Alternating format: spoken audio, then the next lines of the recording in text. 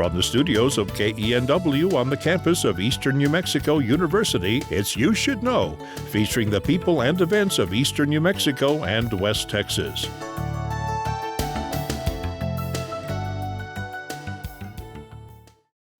Welcome to You Should Know. I'm your host, Evelyn Ledbetter, and today I have the pleasure of having Jerome Clemmons with us today.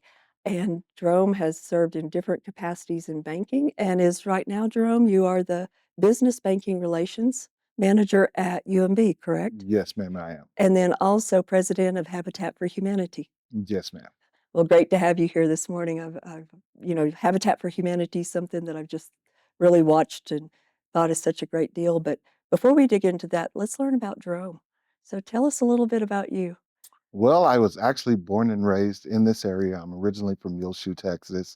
Funny story, my mother worked at La Casa Salud at the time when she was having me, and I guess they had something to where if she had me here in Portales, she could have me free. So I was actually born at the Portales Hospital, but I've lived in Muleshoe my whole life until I graduated. Okay. Well, I was born there and my kids were born there. So Yes, ma'am. yeah.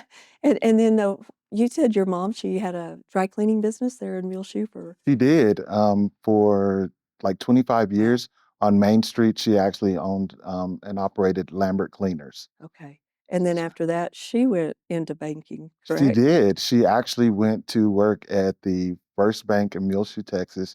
She was actually the first African American to work there, and so she always prides herself on that. And then it was funny, when I left Wells Fargo, I went and worked there, and I was the branch manager of that one for 6 months. The one in Muleshoe and the one in Bovina. Did So y'all get a picture with you both in the bank? we Generations. no, it's funny. I told her, I was like, "So, mom, was there anybody you didn't like when you worked there? Because now I'm their boss." And she was like, "Oh no, son, it's nothing like that. I just miss seeing all my customers." So she's There you go. yes, And your ma'am. dad worked for Excel? My dad, he worked at Excel Energy, and then he also had some acreage, so he would kind of farm and tinker around with animals and stuff in the Okay. free time. So Siblings? I do. I have an older sister, Monica. She actually lives in Lubbock. She is what did she tell me? Psych, performance psychology. She has a doctorate in that. She teaches at LCU, Texas Tech, and Grand Canyon Okay. University online. Um, and then I have a little sister, Amelia, and she is a CNA and she does massage therapy. Very nice. Very nice. So what brought you to this part? How did you came to school at Easterns, and then what got you into the banking side of things? Well, when I came to Eastern, I had a professor, Dr. Himley, and I had taken all kinds of classes. And one day I went in there and I was like, you know what? And my parents are kind of like, hey, son, you've been in school a little while now. What's the plan? And so, Let's yeah, wrap it up here. yes, ma'am. So I sat down with Dr. Himley. We looked at all of the classes and credits I had, and he told me to take a couple of classes, and I would end up with a bachelor in business admin, and then I ended up getting a minor in marketing, Okay. and it just kind of went from there. And my whole college career, I worked at the physical plant. I was a work study, so I worked in the motor pool, worked in the moving, worked in the paint crew, the repair, all of that stuff. And so now here I am with a business degree and no type of work history or experience.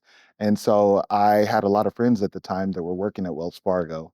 And so I got a job at Wells Fargo, and 20 years later, I guess we're still working on our resume. Here you are. You kinda get it, and Wells Fargo is such a big bank and you have Yes, ma'am. training, but at this point, you've worked at a couple of different places, Mhm. but landed back, you went to where did you go after Wells Fargo? I Where'd you left go? Wells Fargo and then I went to Happy State Bank in Muleshoe. I was Okay. there for 6 months and I was over the one in Muleshoe and the one in Bovina. And then it was great being at home with my parents and all of that. And I felt like, you know what, we can do this. Mhm. But it was like going from a mega bank to a smaller bank. It was like, okay, this is weird. Like, where are the goals other than just waving? And I mean, it was very active in the community. I had a little bug that I would drive around and, we'd make the parades and throw out the candy. But then I was approached by the district manager of this area for New Mexico Bank and Trust. One of my former colleagues from Wells Fargo was working there and they were looking for a bank manager. Okay. And I met up with him. We had a conversation, and he took me around the bank. And I just seen had an opportunity to see something that wasn't a mega bank like I Mhm. was used to, but it was a little bigger, and they were starting to grow. And they had a lot of things that I seen there was a lot of potential. So I accepted a job as the branch manager Okay. there. Well, and I thought it was interesting that, you talked to I read a bio that you had done an article in the paper, and it said, "What do you do for vacations?" And you said, "I don't. I really like the time with my family." Hmm. So landing back in this area and back close to your family, your children, and your parents and everything, that's great. Yes, So, ma'am. I guess working in, all that construction and the physical plant, that probably helped with you getting started with Habitat for Humanity. It really did. I know when I was at the physical plant, we did a lot of painting. We would go and set up different offices, doing a lot of moving and things. And then I feel like my dad growing up, I can remember anytime it was something to be done at the house, come on, son, let's go. And I'll be like, really, do we have to do this? And he would take me out. And so he showed me a lot of things. So just combining all of that, it really got to where Habitat just seemed like it was a really good fit. And I know that I got started with Habitat simply because Wells Fargo had did a $15,000 donation. And so they were like, yeah, we want all of the employees to come out and let's start looking at everything and taking pictures. And Mhm. so we show up one day and it's nothing but a concrete slab. And then they had a load of lumber delivered. And so they had us cutting up the lumber and just putting stuff together. And I'm one of those that's like, I'm curious, like, what am I doing? This makes no sense. Right. So I showed up the next weekend and then we started like doing the frames, headers, trimmers. And then the next weekend we stood up walls and it's like, oh, okay, this is coming together. That And puzzle piece. yes, ma'am. So little by little, I just continued to show up and eventually they were like, yeah, come to a board meeting. And little that I know that if you come to 3 board meetings, then You that's when they're going to ask you to be on the board. So So be careful. yes, ma'am, And now you're the president I of this am. area. Yes, ma'am. And Habitat's been around for a long time. It Um, has. Habitat originally was created in Americus, Georgia, in 1976 by a couple, the last name Fullers, and their goal was just to get it to where everybody could have decent, safe, affordable housing, and so it kind of spin off. One of the misconceptions about Habitat is that a lot of people feels like President Carter was the one that started it, but he mhm, was just kind of like the celebrity spokesperson sure. for it, and so he really took the mission on. But it was started in Georgia in 1976. Well, the cool thing, he did bring a lot of, I guess you would say, attention to it. Yes, ma'am. And with him and his wife, you would see him Hmm. out with tool belts on and Hmm. and doing the work, and I guess you go from being the president of the US to building houses, it has to be worth something because I always got the feeling it wasn't just for show, No, ma'am. No, I that always that they really were out yes, there ma'am. working. What I've seen from most people that I've been in Habitat like 6 years, it's one of those labors of love that you're passionate about. It's you for whatever reason you get into it and start it out. By the time you finish, it's truly a labor of love. Well, if you kept showing up every weekend and out there manual labor and you're in the heat or the cold or and that's quite a contradiction to banking, inside It work and is. hands-on, not at a desk all the time. Yes, ma'am. So, tell me this, when, there's several locations in New Mexico, right? I Hmm. believe Albuquerque and then Hmm. Clovis, Portales. Are there others in New Mexico? There are multiple locations. We actually had our New Mexico region um, meeting at the well. I want to say it's like last month sometimes, and we met people from Santa Fe. There was Albuquerque chapter. I want to say there's Ruidoso, Carlsbad, Um, and so there's Habitat is all over New Mexico. There's a bunch of different is chapters. it international or It just within is. is It's okay. international also. And I think there's a misconception. A lot of people may have the idea that, to do that, someone gets a house for free. That is the most popular misconception. We do not give houses away for free. Yeah, no, a lot of people feel like if they sign up for Habitat, then they're going to automatically get a free house, which is definitely the misconception. So the way that it works is the way you pay is going to be sweat equity. And for a single mom, you're looking at 300 hours of sweat equity, which is going to be, of course, going out on the site building. It's going to be community service, Okay. anything that Habitat's involved with. If we have a booth at the fair, running those booths, things like that, you have to do 300 hours of it. And the way it works is for the first 50 hours, once you've completed 50 hours, then at that point, you will get to pick out the blueprints of your house. And Habitat has, I want to say, like 7 different blueprints already designed that you get to pick toward the layout of Wow. whatever property you have. And families get to do 100 of your 300 hours. So you can have your family members come and they can Great. donate all these things. And then once the house is completed, even if the house is built ready to go, if you haven't completed your hours, you don't get to move in. So you have to complete all of your hours before you can move in. And the way it works is what we'll do is once the house is completed, Mhm. we'll automatically have it appraised. And then once it's appraised, then we'll automatically forgive 20% of whatever the appraisal value is. And so you're only responsible for paying 80% of Okay. whatever the actual appraisal cost of is the house. And with the 80% Habitat, our affiliate will help carry the mortgage. And so it's 0% interest. So they are paying for the house. It's just at 0% interest. And the 300 hours that they put in would basically be like the down payment that a Okay. normal mortgage would have. That's kind of that 20% almost Yes, that they're ma'am. putting back. So Habitat is nonprofit, but it's not federally funded or government funded, right? It's its No, own. ma'am, it isn't. So they're the ones fronting the money Hmm. on the build, and then the person that will become their home, they're actually taking the loan out from Habitat. Is that how Yes, that ma'am. works? Habitat carries the mortgages at 0% interest. So you can Wow. see that it's not something that we're making money on. No, just And like refilling the coffers for the next yes, house. ma'am. Yeah. And what our personal affiliate has done is we've decided that we try to have at least 50% of whatever the house cost is going to be. So we'll kind of estimate, we try to do affordable housing. So we're not out doing custom jobs, things like Mhm. that. So we'll kind of estimate what it is. And once we have about 50% of that, the house build cost, then at that point we'll start building on the house. But the majority of our money comes from corporate sponsors. Like, of course, Wells Fargo has been very generous and Mhm. usually giving about 15,000 for the we'll use for the foundation. And then I know UMB, now that they bought out New Mexico Bank and Trust, Right. they're really making a big impact here in our rural areas. And they actually gave us Wow. $50,000. So they did a very large donation. Um, Here in the Clovis Portales area, we have great corporate sponsors like CNS. We have My Metal, Furls, all of those different people that will contribute materials, funds, things like that to help us build.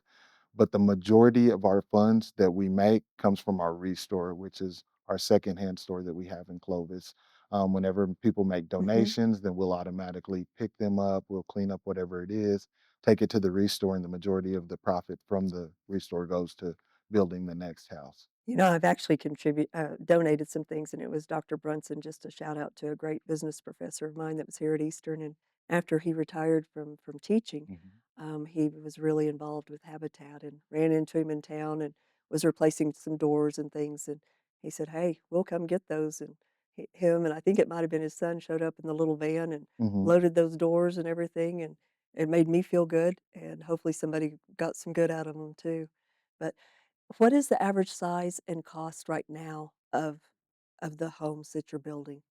The houses that we're building right now range from like 125,000 to about 150, and you're looking at 1,500 square feet. The largest one that we did was a 1,800 square Mhm, foot one, and it was a 4 foot, 4 bedroom, 2 bath. okay. Because even that, I mean, when you do to buy one where building costs may Hmm. be 200 plus a square foot right now, I'm Yes, not sure ma'am. where it's at commercially, but that's a chunk of change. It is. Most of the people that get into these homes, do they tend to be single parents? Or is From it from what I've seen, the couples or majority of them are single moms. Most of really the time, it's single moms. They'll with have children? with children, usually 2 to 4 children is what they'll have, and so you have to qualify from a specific pay scale Mhm, to qualify for it, and then once you do, then we have what's called a selection committee, and so all of the applicants will go out, we'll look and see what their current living situation is, and then we'll bring all of the information back to the board, and then the board will select who's going to be our partnering family. Once that family is selected, then begin the process of um, connecting financials, doing all of that due diligence to just to make sure that we have a right fit and it's going to work out for both the Okay. affiliate and the partnering family. And I'm gonna guess it's important to have a good credit score. I'm sure that's something you look at, or is it, pretty hard to qualify for that? Credit score is not really Is something it that we not? look at as much. Of course, we want to do see some decent credit history because, of course, the a house is going to be your biggest purchase. So Mhm. we want to make sure that you have some type of financial literacy. We help you to clean up your credit if needed, but it's pretty much going to be based on where we're looking at as far as your income range. So your banking experience has to play into this and really helpful because a lot of people may not have that financial experience or have a clue. And I'm going to guess a 30-year mortgage. Is that what they're usually Yes, set ma'am. at? And Since 0%. I mean, yeah. you can't.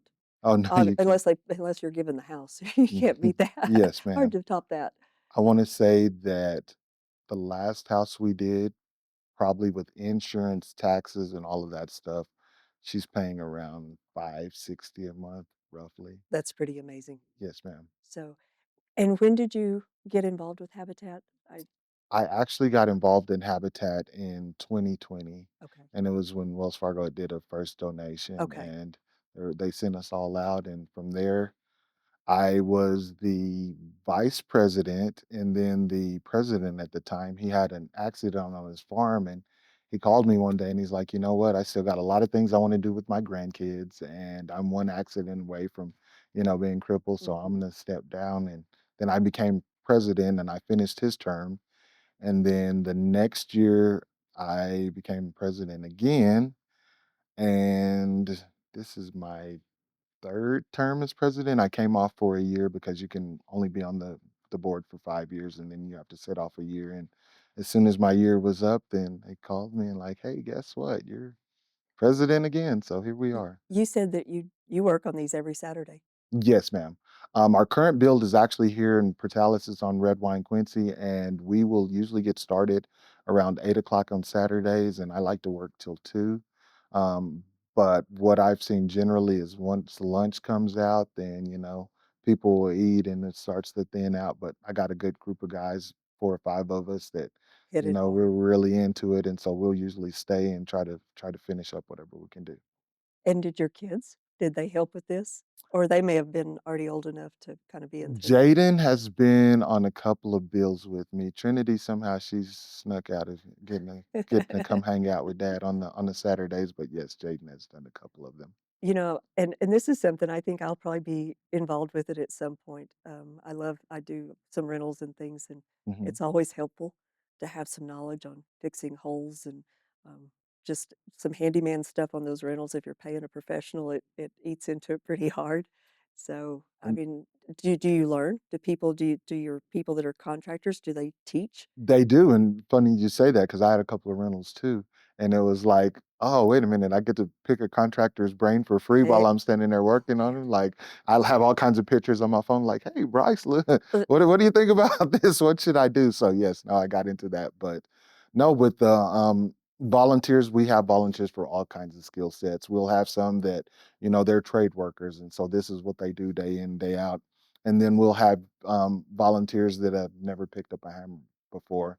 And it's like we're going through and we're showing them, and they show up. And the first time you have a nail gun and you pull the trigger, it's like, oh, wow, what just happened? And by the time the end of the day, they're nailing boards together like it's nothing. So we have all levels of skill set. And what we do is, all we say is be willing to learn. Like Sure. as long as you have an open mind and willing to learn, we have people there that's been doing this, and so we make sure that we safety first at all times, and that we just teach them how to use the materials and how to use the tools. But is there people also volunteers that do things that are not, physical? I mean, or so much like on the build Yes, site? ma'am. What all? Because I'm gonna guess you probably take volunteers anytime. We do. We will take volunteers at any time. What we do, like we have a lot of people that will volunteer, like the churches, different organizations. They'll volunteer to do lunches, and so they'll feed the people that are out there Mhm. working. Of course, we have the Restore in Clovis, And at our restore, we're always picking up donations. The Okay. donations need to be priced so that we can put them out on the floor. So we have volunteers that they want to be active, but they don't necessarily want to be at the site building. And so they'll come to the restore. They'll help us to clean up different items, to price it. Okay. We have different volunteers that, they may decide that, hey, they want to come and they want to help us with the fair booth, or maybe we're doing a raffle or something, and so they want to be involved in that. So we have all kinds of volunteers. One of our main volunteers that's actually on the board with me, which is kind of a local celebrity, is Melvita Walker, Oh. from the Golden Oh Library, and gosh. every year she volunteers and she makes a quilt. And then we do the raffle of the quilt, usually at the Peanut Festival. I think she does a couple of quilts a year, and that's one of our number one things that people know Melvita. She's been doing it for years, and so they actually will come back to Portales when they're visiting, and they'll buy tickets for the quilt raffles and things like that. Hmm. So Well, and I notice you have like a trailer set up for people donate aluminum cans and different things like that as we well. do. We have the aluminum can trailer. That's one of the actual programs that Habitat has, and it's part of the recycling initiative. Hmm. So we have a trailer. We'll take it off to I believe it's Ed's, and then they'll pay us for the aluminum cans, and then for however many pounds we do, there's a program that actually matches us through the recycling. So Very that's nice. one of the ways that we have drop offs for cans and stuff. Do you have a website or a Facebook page or a phone number that people can call if they do want to? I'm sure you take anybody's check or Yes, cash or anything yes, like that, ma'am. but to donate or to get involved? We do. We have the habitatforhumanity.com that you can access. There's also through the United Way page, there's a link on Habitat. And then, of course, our office here in Portales, the hours are going to be from 10 o'clock to 2 o'clock, Monday through Thursday. And it is 601 First Street. It's the backside of the Kiva Realty, Okay, and the phone number to the office is 575-359-1344. okay, And then, of course, we do have our restore in Clovis, which is located on 716 Gideon Street, right behind UMB Bank. So between those two okay. locations, you can always call, do donations. One of the things that we have a lot of people do is like they'll have like estate sales, auctions, garage sales, Right, and then whatever they're not able to get rid of, they'll perfect. call us. We'll send out the box truck, make a schedule to do it. And the cool thing about Habitat is that anything you donate, we can actually give you a receipt for, and then Great. you can use that on your taxes. So Well, great. And then I know you've also started something new where you have a Christmas store that opens up around December and people can donate their prior, decorations they're not using or whatever on that. And, I asked the other day, I said, can I donate those now? And you said, yeah, we'll take them now. yes, ma'am. No, we take them year round. The Christmas store is something that I want to say this was our fourth year of doing, and it's kind of like an annex from the actual restore, because of course we do have all of the Christmas Hmm. stuff at the restore, but with this us being the restore being located in Clovis, we wanted to do something for Portales. And Great. so Karen Inge, our director, decided like, hey, what if we, really put a store that's focused on nothing but Christmas in Portales? Very nice. And so the community has really opened up to us. We've had different business owners that have different locations in various places here in Hmm. Portales that will allow us to use their buildings to set up a Christmas Okay. store, and it does really well. It's funny because we'll be selling stuff, and we'll at the same time we're selling stuff, we have people bringing us more Christmas donations. Yeah, So, perfect. yes, ma'am. When they start putting up their own. It is. Drum, we don't have but less than a couple of minutes, but has there been a family or someone that has really impacted you that was one of your home recipients? Yes, ma'am. I would say that my first build, a lady in Clovis named Faith Sosa, she was the largest build that we'd ever did. It was a 4 bedroom, 2 bath, and just watching her family go in and out. Her dad, is a gentleman named Charles, and he is actually really popular at the Roy Walker because I guess he used to be a professional fighter. And so just watching that family come together, and it's like I said, the first time we put a nailer in Faith's hand and she pulled the trigger, she jumped and dropped it. And then like from the beginning of the build to the end of it, just seeing the knowledge and the comfort level coming and using the materials. And then her kids were there, they helped paint, That's great. they were putting down baseboards and all kinds of stuff. And one of the things that I feel like the families really get out of it's not like they just walked into a house that's completely done. Like they're building it from the ground up. They So have they know, ownership, yes, ma'am, they know every inch of the house. right? They know what the HVAC should sound like, with the plumbing, all of those things, every aspect of the house they're comfortable with. So it's really having that sense of ownership and, stability. And truly, that saying, I guess this is a nice way to kinda wrap things up. There's no place like home, and you're Mhm, providing yes, people ma'am. a way to have a home, which gives stability to families in huge ways. So, Joan, thank you so much for coming in and talking about this, and again, people can get in contact and get busy, and would love to have people help you out with this. Well, thank you, and thank you for having me. Always, always. And for all of you joining us today, thank you, and we will see you next time. Cheers.